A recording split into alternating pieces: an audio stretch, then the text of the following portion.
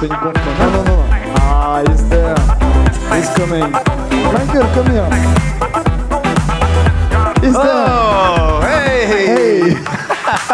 Nice to meet you. Nice to meet you. The stage is yours. Bye-bye. Oh, thank you. Thank you very much. Have you guys had fun this week? Are you ready for some more fun? Yes. That is it. I'm going to leave YouTube over here. And then I'm going to do one last thing. I'm going to take a 360 photo of you because you look gorgeous. Everyone, smile.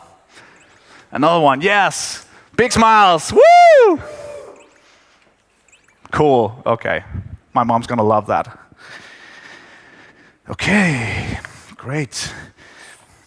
This is going to be an interesting 30 minutes because they gave me a clicker and I have my notes on this machine. So I'm gonna dual wield the clicker and my notes. Okay, so today I'm going to give a talk that I've never given in English before. Let's go.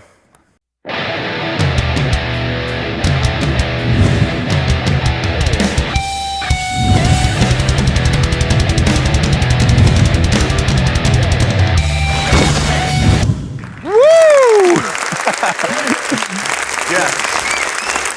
Okay. So this talk is called The Bullshit Hunt, and it'll be a very honest talk about a few things that I think we should all be on the lookout for when we're discussing design and we're discussing product development. And my name is Michael.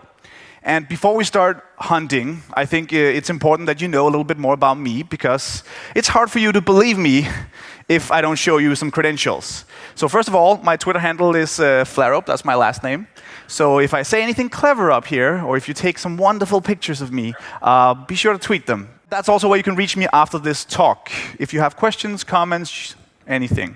Got a lot of different roles today, but fundamentally I'd say I'm a designer.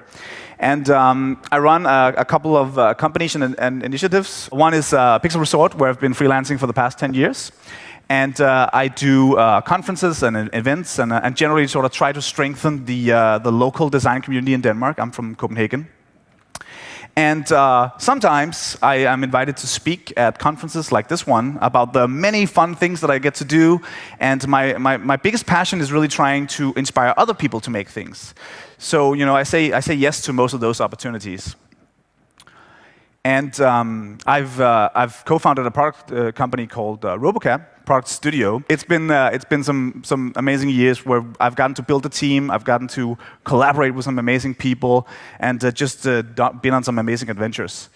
We've done some pretty unique apps that's been talked about around the world and used by millions of people. I got a few short video clips here.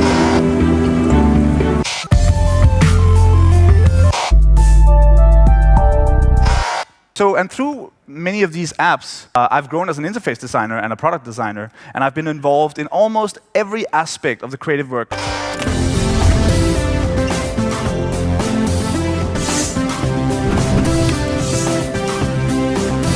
So we've built some award-winning games, and I've worked on everything from game design to illustration, art direction, collaborated with some amazingly cool people, and made some things that 80s child that I really am really loves. This is where you fight to become a legend. Better gear up, because once you take off, there ain't no turning back. You either fly or die. Fun stuff like that. Made a lot of different games. Not all of them, a great success. Like this pirate game that was way too hard. So we've designed some hardware, and we launched a Kickstarter campaign, and they look like that. And that was a fun adventure. We got like 10 times the amount of funding that we asked for. We did a lot of behind-the-scenes video, and I want to show you just a little bit of that. Overcoming production obstacles and inventing new processes. Utilizing the extended funding to make sweeping changes to our product. Suffering delays and frustrations of iterative prototyping. Establishing relationships with overseas facilities, plowing through hundreds of samples for the right finish, solving deeply complex software issues, understanding shipping structures, obsessing over packaging solutions, and logistically balancing a first production run of 12,000 units to 77 countries. Okay, that's enough of that. That's a different talk, really fun. Last year we helped a non-profit organization called Be My Eyes design and launch their video conversation app to help blind people. Through your smartphone, Be My Eyes connects the blind with sighted people through a live video connection. Simply choose if you need help or want to help by the click of a button. That's a nice picture of you and your family, Caroline. Is it for a present? Yes, it's a photo from my parents. You can Amazing project. They got worldwide coverage and 300,000 sign-ups in 7 days. So we've built a lot of crazy stuff, right? We've made some groundbreaking apps for the new Apple TV. Just started a new company, actually, that focuses entirely on games and gamification and entertainment design. And we're called Northplay. This is actually the first time I'm talking publicly about this, so let's call this an announcement. Right now, we're working on something really, really fun, which is kind of like this game about trains. I have a 2-year-old son. He loves trains. We're making a game about trains. And you can follow the development on YouTube. We're trying to do like some co-creation stuff. Really, really fun stuff. Look at them go. Okay, so last thing you need to know about me before we start talking with like harsher words is that one of my great passions is making app icons. That's kind of like my thing. I really love making app icons. 2 days ago, I gave a talk just about app icons. It was 40 minutes long, 10 minutes longer than this talk. So this is the first app that we did for Robocat. It was like this weather app called Outside. And I find it so amazing that everything that app came to be for us and for all the people that used it can be represented by that one picture. I think that's amazing. And you know, I think making app icons, that is really truly one of my great passions. To me, like iconists are kind of like the jewelers of icon design. We get to craft these tiny little gems, these concentrated pieces of design, and you get to tell this little story in this wonderfully restricted canvas. And oh, I think we skipped a few. Just like sometimes you get to do like these really painterly things, like these things, and sometimes you get to really consider every little gradient, every little shape, do the minimalistic walk, right? And where symbolism is key, and where you try to layer meaning into the pixels. And sometimes I even try to mix both simplicity and tactility, even though, you know, that's a no-no these days, where everything is flat.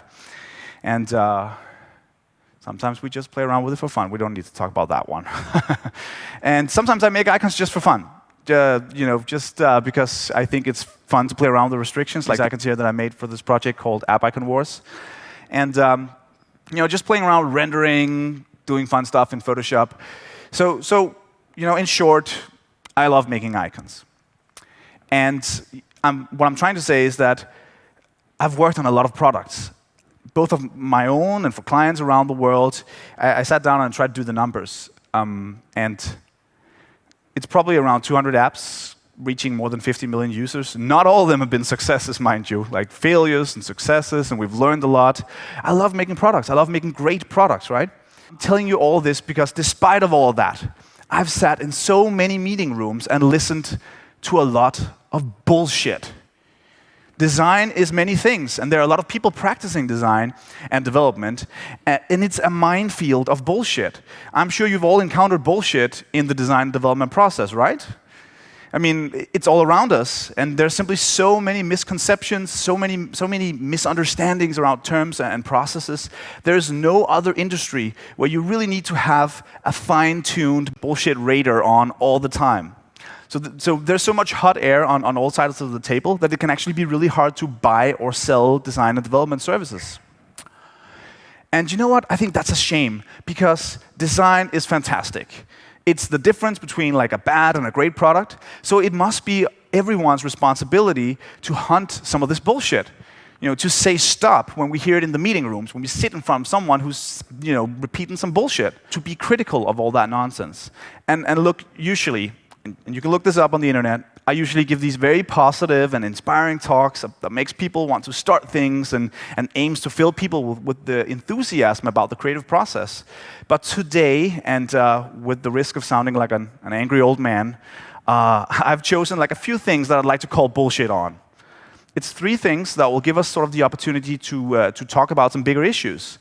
The things that I've chosen has a lot to do with design and mobile applications and the development of those, because that's what I do every day.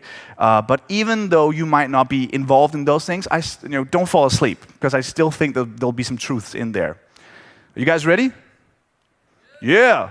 Let's turn that volume all the way up and let the hunt begin.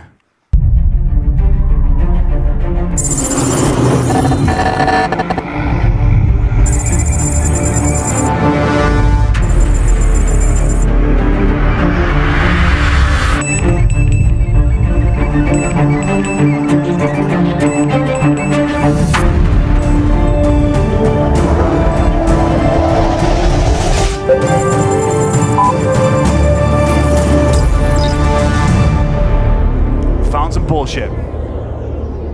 Okay. Any UXers in here?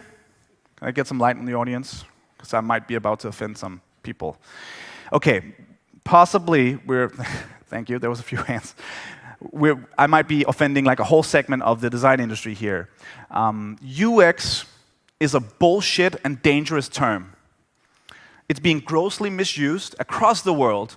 And that's bold words. And don't rage quit yet, also not for the people watching this on the live stream. Stay with me as I try to explain those bold words. Great. UX, as you all know, right? It stands for user experience. And every time someone sits next to me in a meeting and talks about how they need to buy some UX or get a UX specialist, I get heat flashes and my knuckles, they turn white. So they say stuff like, we need a UX specialist. And what they actually mean is, only a few on the team really needs to understand the product.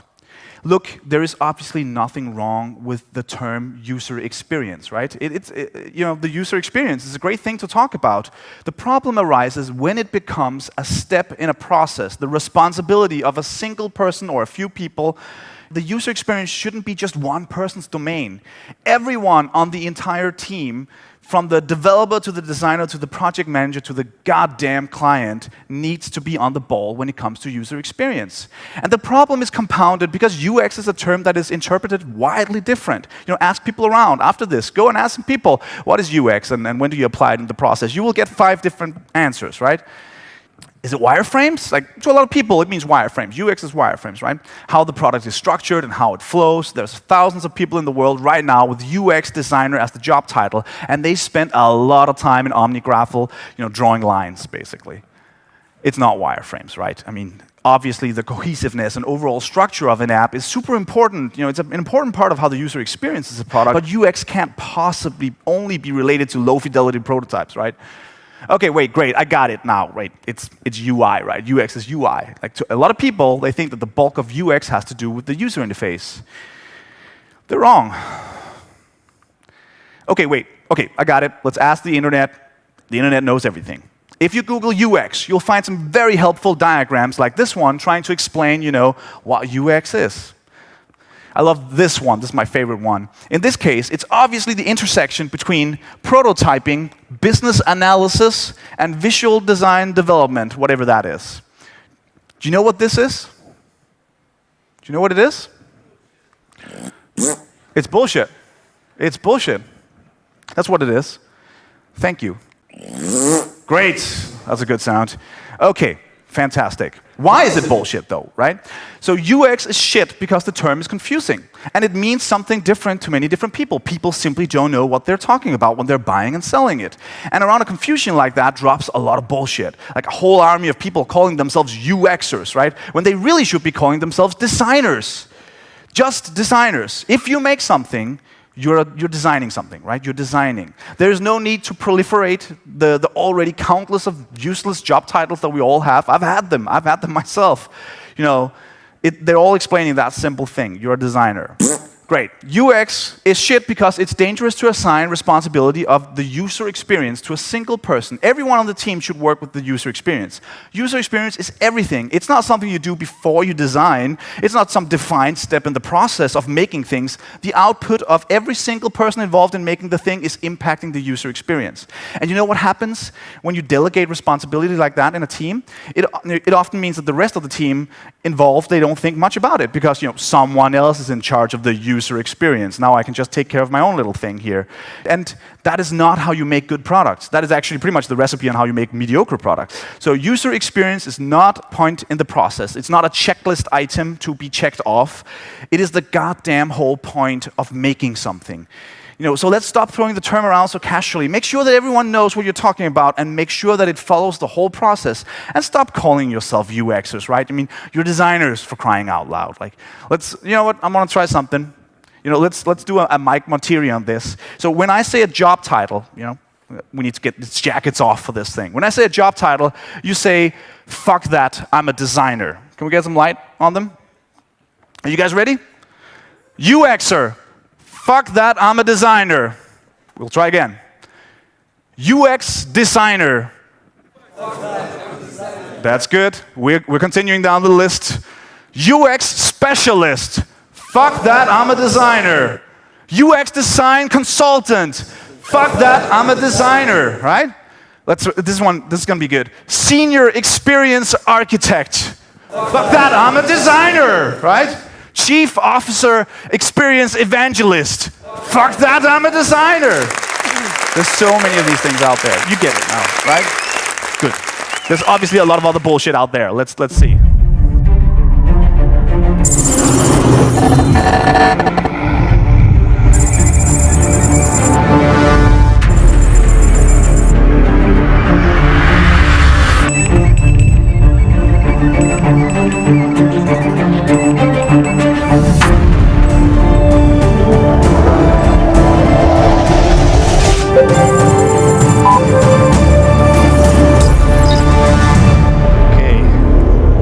Get ugly for some of the developers out there.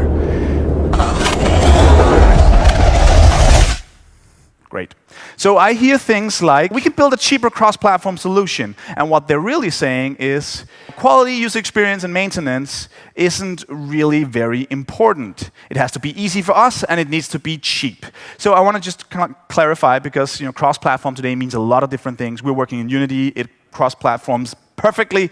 The sort of bullshit that I'm after here is the type of bullshit where you want to make an iOS and an Android app, and you use a third party like PhoneGap or something else that magically spits out code that works on both platforms, right? What could possibly go wrong? Okay, so non-native is shit because it doesn't feel right. I can instantly spot when an app isn't native. Buttons react slightly slower, often sizes and conventions in the interface and elements are all wrong. The whole thing just feels off. You can simply feel that it's suboptimal in comparison to an app written with the right tools, tailored for the platform, right? So I know that these things, I can put words to them, but the user don't know these things. To them, the app is just bad, and that's really bad for you. Android and iOS are still very different platforms. Interface paradigms, visual style, and the way things are done are just different.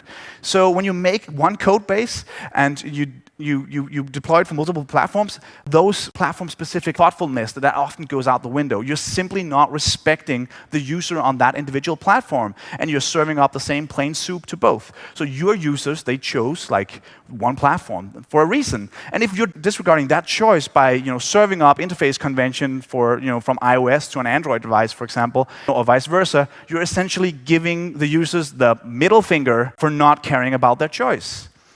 I think something's wrong with that. Also, when you write one code base in a third-party system, which compiles some code which runs on individual platforms, there's a lot of magic going on, right? You're now very dependent on this third party instead of the tools that Google and Apple gives you. I've seen it again and again. Maintenance on these types of cross-platform solutions, they suck. You're super dependent on that third party. Okay, so last but not least, it is my position that it's simply wrong. It's a wrong priority. It prioritizes price and ease for the developer over the quality and the experience of using the product and the maintenance. So if you don't have a budget to build an app that is native on the platforms you want to hit, then start somewhere and work from there. Don't build 2 or more mediocre products, right? Just build one good product. Okay, more bullshit.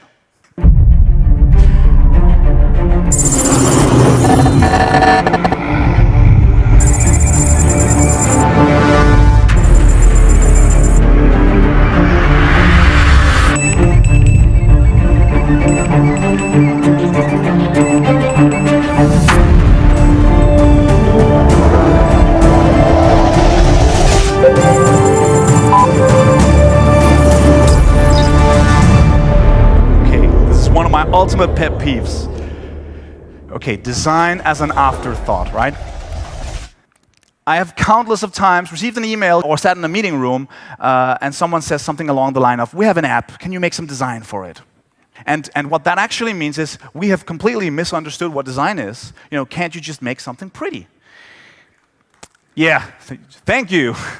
You know what? Design is a lot of things. Design solves problems. Design creates experiences, and design is how it works. But design is not a coat of paint that you put on afterwards. You know, design as an afterthought is shit because when the design is an afterthought and not part of the whole process, design is kind of downgraded to skinning an existing product. It's this conception that design is purely aesthetic, like it's a tool that's added to the last part of the process, and it's just wrong. It couldn't be further from the truth, right? It's completely reverse thinking to introduce design late in the process because design should be the tool that you use to find out how you solve whatever your product does. So design isn't just, you know, how it looks, but also how it works, right? Those two things should very much be connected. If design isn't there from the start, way back from the conceptual stage, the process is guided by far more blind principles, like development, like can we do this, or business, you know, how does it serve us to do this, right? Design is super important. Okay. So that was a few of the things that I get really crazy over listening to in the meeting room. Misconceptions, hot air, wrong priorities, and a lack of understanding behind what makes a great product. And how do we avoid this? This would be a pretty shitty talk if I at least didn't try to answer like how we avoid bullshit, right? Okay. So it's incredible that we even have to talk about this, but the best way that you can work against bullshit is to prioritize good craftsmanship. So if you're on the side of the table that sells design and development, which I sense that many of you guys are, then choose good solutions, right, based on factual principles, and make sure that you educate the client or the people that you're collaborating with why execution is worth everything. And if you're on the other side of the table and you need to buy design and development, then be critical. Like choose your collaborators from real criteria. Look at what solutions they've made for other people, and don't just go to their, you know, self-indulgent case studies. We all have them on our websites, right? You know, try the products, download the actual app. Does it feel good, right? Is it a good experience? Great. So tune expectations. Do a spec. For the love of God, do a spec. What type of work needs doing? How is it delivered? If you're selling design development, then make sure that you're honest about your process. Way too many clever salesman type people, they sell solutions that they don't truly understand because they're not the ones actually doing the work, which means that they can't tune expectations with the client. And that leads to a whole lot of bullshit. And the same goes if you're the client. You know, you want to explain like what you expect of your partners, and so they can have an opportunity to tell you how much of that stuff can actually be done in reality, right? So clarification of concepts, right? We just talked about with the UXers. Be sure that you understand each other. Ask what the other party means when that person is across the room and saying, you know, we need some UX here. Great. So the right people. You want to create an environment around you and your processes where bullshit simply, it's not allowed. It's not allowed to thrive. And this is done best by choosing people at meetings very carefully. People who actually do the work they're talking about is a lot less likely to spread bullshit.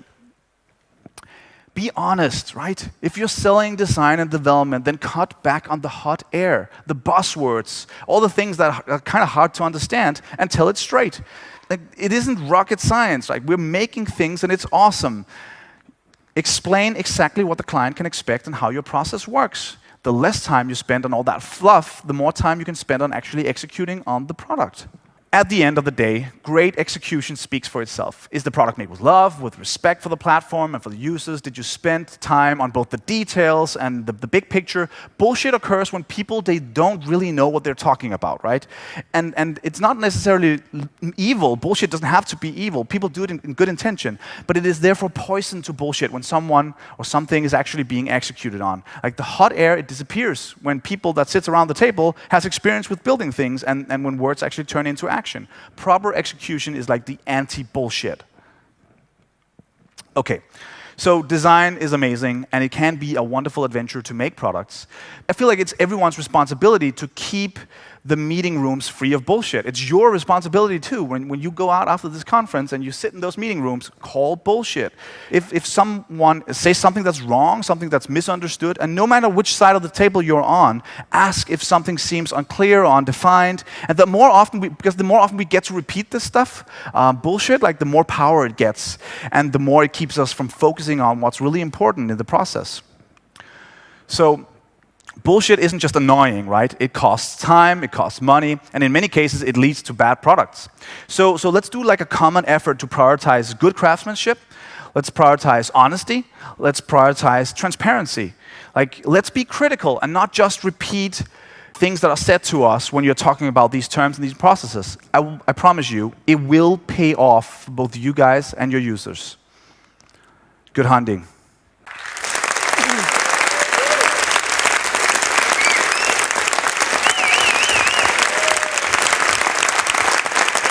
Thank you very much, Michael.